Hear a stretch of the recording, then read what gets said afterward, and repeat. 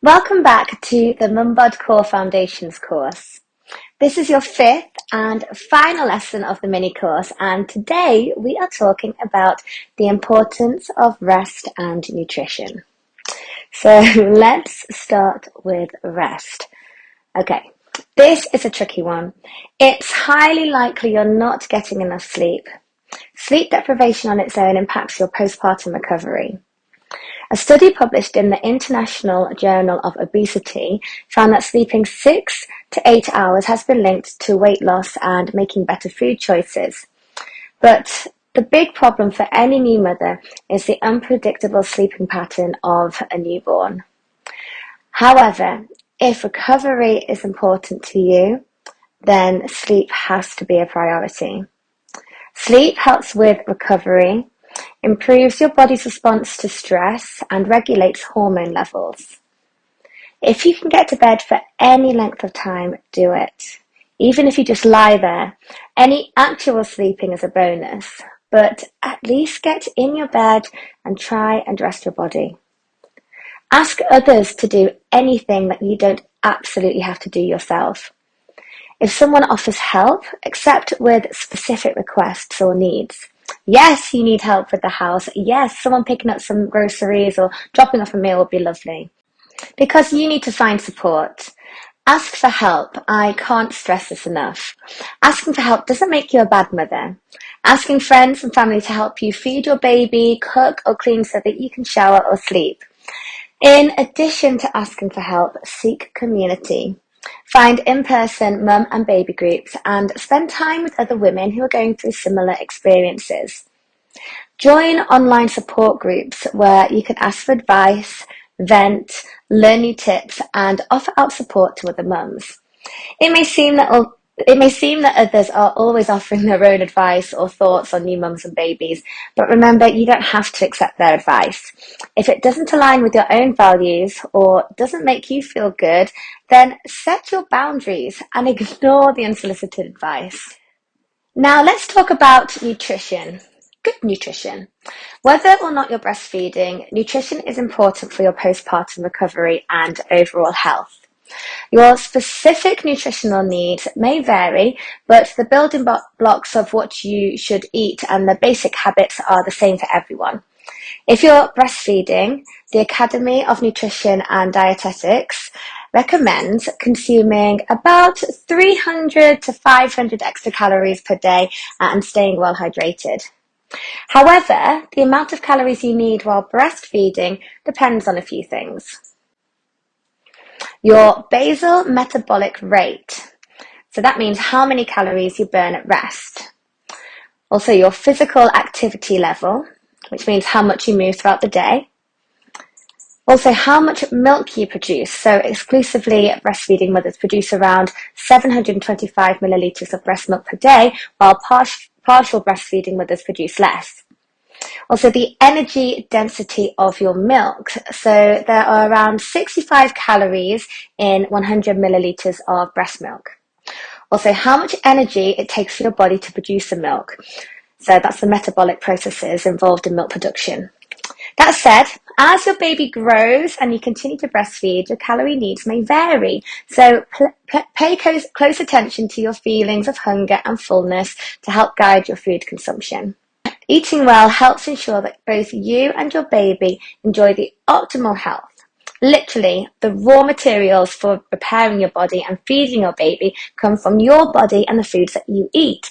So getting as much nutrition as possible from your meal is vital. After delivering your baby, your body needs to heal. So consuming high quality, minimally processed food will support and help speed along that healing process. If you are breastfeeding, breast milk production becomes a priority over the needs of your own body. If you're not getting adequate vitamins and minerals from your diet, your body will pull from its own reserves and pass them on to your baby via your breast milk. So make sure you are eating enough fresh fruit and veg, because these foods contain vitamins, minerals, and antioxidants that can improve your overall health. Vegetables are also a great source of fibre, which, apart from aiding in satiety and help you maintain healthy body fat levels, it also helps aid digestion. So also ensure you are consuming enough protein from a variety of sources. Protein is a necessary nutrient for building and maintaining muscle mass. Protein is the perfect pair to your strength training routine.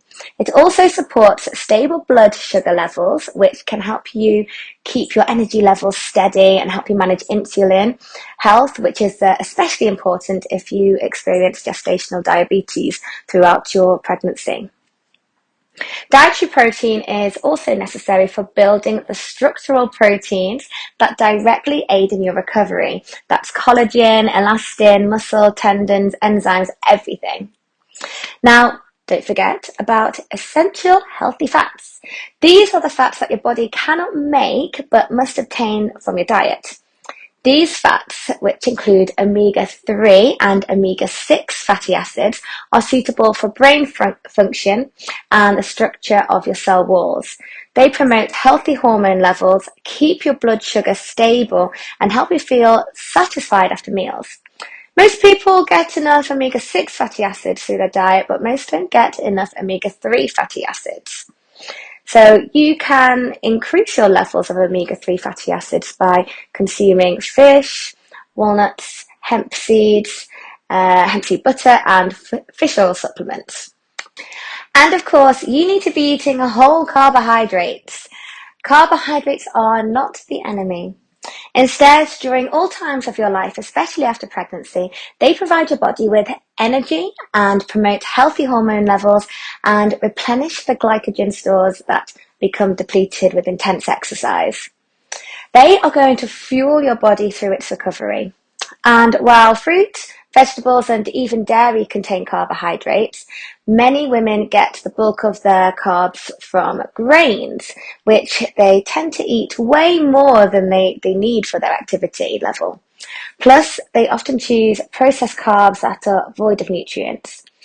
You must eat carbohydrates according to your activity level. The more active you are, the more you need, and choose a healthy variety that complements your overall diet.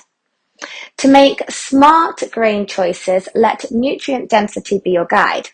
Typically, the white flour-based products like white bread and white pasta, they're less nutritionally dense, lacking the nutrition value found in whole grains that have not been heavily processed and refined. Similarly, while whole grains can include whole grain bread and pasta, whole grains that you can see or feel in your hands, such as brown rice, oats, oat bran, and quinoa, tend to be the most nutrient-rich grains that you can find. These grains are excellent sources of B vitamins, which act as cofactors in energy-producing reactions in the body. They are also rich in fibre. To be clear, this doesn't mean you shouldn't eat less nutrient-dense grains, but you should focus on the more nutrient-dense ones as often as possible. And importantly, stay hydrated. Water is about 2/3 of your body and is lost through urine, sweat, respiration, and other metabolic processes.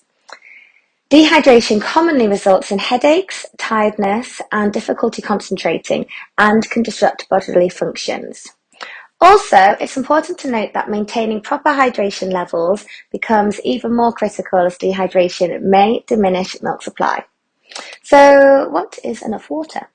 Well, according to the National Academies of Sciences, Engineering and Medicine, healthy females between the ages of 31 and 70 living in a temperate climate should consume 2.7 litres per day from all dietary sources. When breastfeeding, that number increases to 3.8 litres. Now that may sound like a lot of water, but don't worry. Fruit, vegetables, coffee, tea, soup, and other fluids contribute to some of your water daily intake. Congratulations on making it to the end of the Mum Bod Core Foundations mini course. Today, you learned why it's essential to rest and how to steal some extra zzzs by reaching out for support. We also dived a little into the crucial nutrition to support breastfeeding if you are and to help postpartum healing. So I hope you enjoyed yourself. Don't forget you can download the ebook that is in the course, so that's yours to keep forever. And if you have any questions, don't forget you can contact me on www.themumbodpt.com.